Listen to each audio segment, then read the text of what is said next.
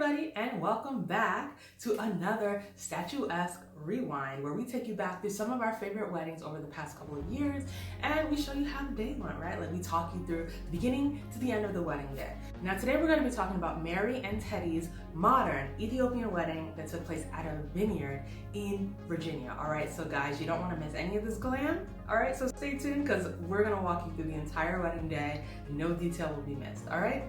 But first, I want to introduce myself. My name is Faye Shala, and I'm the owner of Statuesque Events.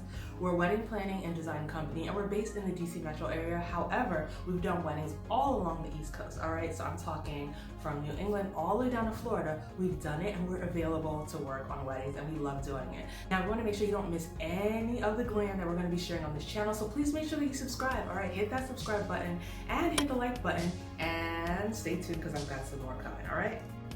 Now, Mary and Teddy's wedding started at 3 a.m. and I know that's super bright and early, but guys, that's what it took to get all of the culture and everything in their day going. All right, so at 3 a.m. the bride and the bridesmaids were up bright and early to get their hair and their makeup done, and by the way, it came out absolutely beautifully. Okay, so Lala's Beauty Mart came and glammed up all of the bridesmaids as well as the bride, and we also had aesthetic salon who did a great job with the bridesmaids hair as well. So everyone looked glam. It was absolutely beautiful. And after that, of course, everyone got dressed. We had veils put on, and everyone got dressed, and we were ready to go to the mother of the bride's home. Now, the reason we went to the mother of the bride's home is that there's an Ethiopian tradition where the groom comes to the family of the bride's house and picks up the bride and then takes her to the wedding, right? And we wanted to make sure we honored this tradition on their wedding day.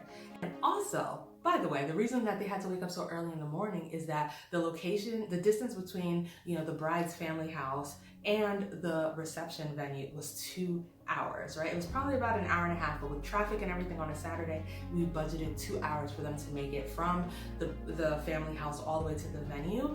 And we just wanted to make sure that nothing started late. We care a lot about time, and so because of that, we just had to make sure there was lots and lots of time buffered in there.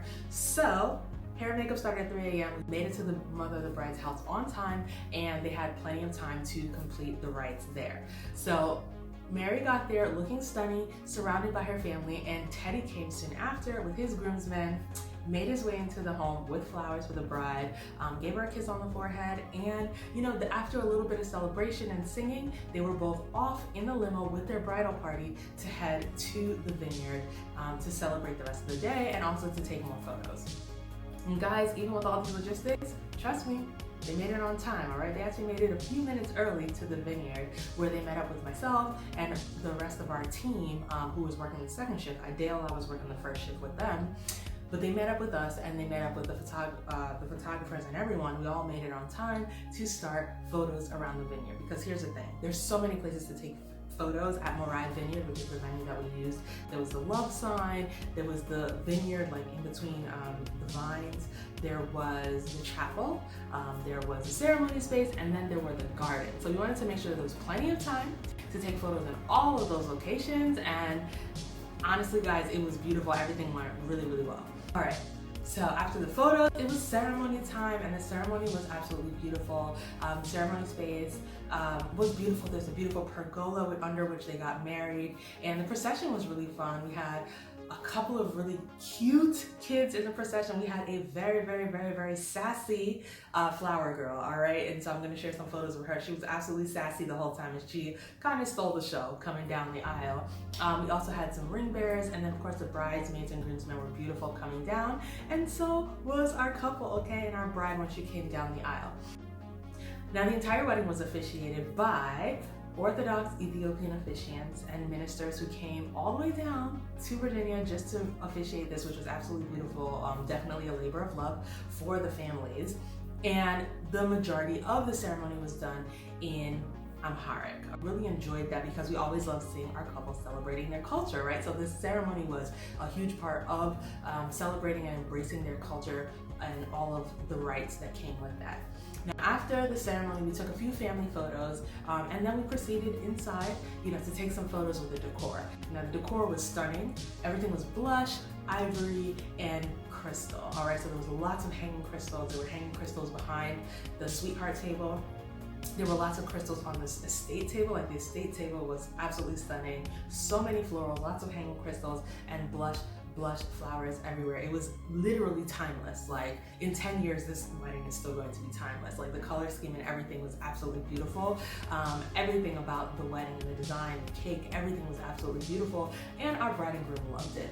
We got a chance for the bride to change. So she changed into a different dress for the rest of the reception, which was really beautiful, a really beautiful fitted dress.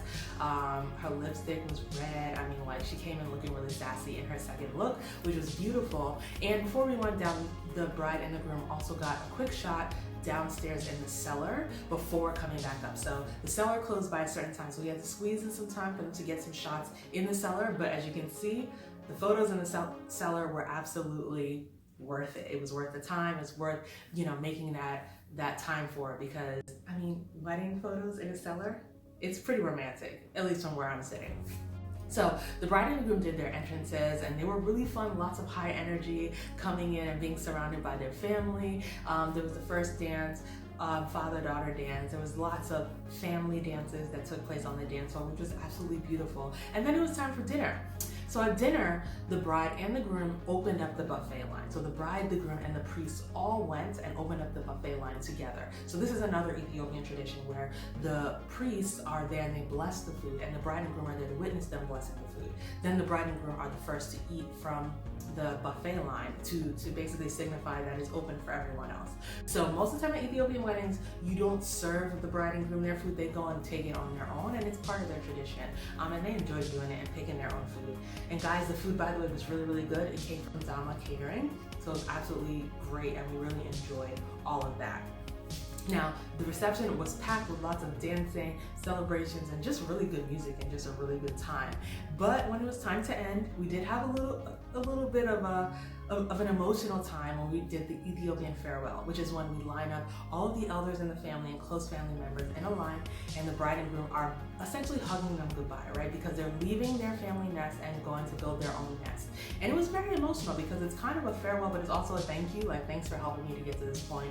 And both Mary and Teddy were absolutely in tears during this part. I think, to be honest, even we were in tears watching them, and just the love that they have for their family and all of that. So that was definitely a beautiful part of the night. And last but not least, of course, the family and the men of the family kind of were pushing back on letting Teddy leave with their daughter, you know, and just saying, no, we want to stay, you're not going to make it out. But they were able to make it out and leave the reception and make it out at the end of the night. So all of this was very lighthearted, including the don't leave part. All of this was kind of built into the culture. It's just part of how the exits work in Ethiopian cultures.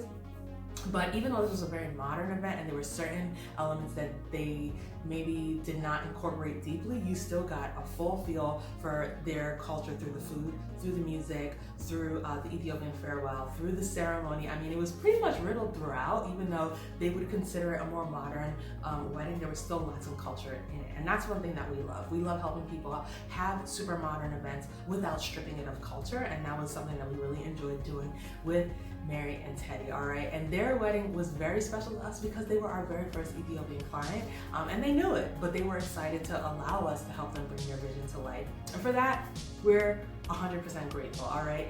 Truthfully, we're still in touch. I was at their baby shower. I got to see photos of their daughter once she was born. I mean, it was just, I love being in touch with them and just seeing their family continue to grow. And I just want to say, you know, thanks guys for trusting us, for trusting Statuesque Events with your wedding. Thanks for staying in touch and being a friend.